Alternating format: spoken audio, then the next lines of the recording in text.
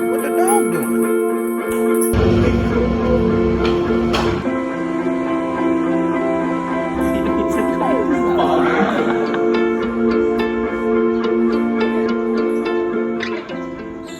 Sa mahigit isang oras na biyahe natin, narating na din natin ang Silang Cavite kung saan tayo magte-training ulit. Ayan na nga pala guys, ang ganda talaga ng tanawin na to.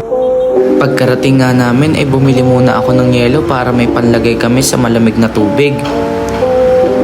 At ayan, kitang-kita nyo naman guys.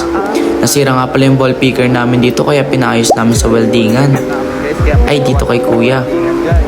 At ayan, kumain muna kami bago kami mag-start mag-training. At ito, napakasarap ng pansit na niluto ni Kuya Ram. At ayan, itong si Jerry, nag-training agad. At of course, pinid ko din si Kuya Clark. Ito naman si Kuya Ram. Grabing stroke eh. At ngayon, magpapalit nga pala kami ng rubber at tsaka pimples. Sa kasama ko nga pala to guys kay Mark Louie.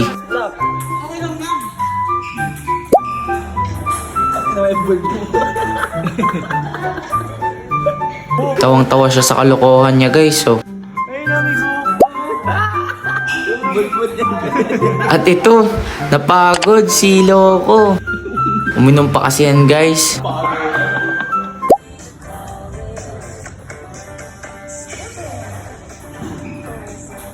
Tignan nyo naman yung tanawin dito guys, napakaganda. Hindi ako magsasawang tumingin dito.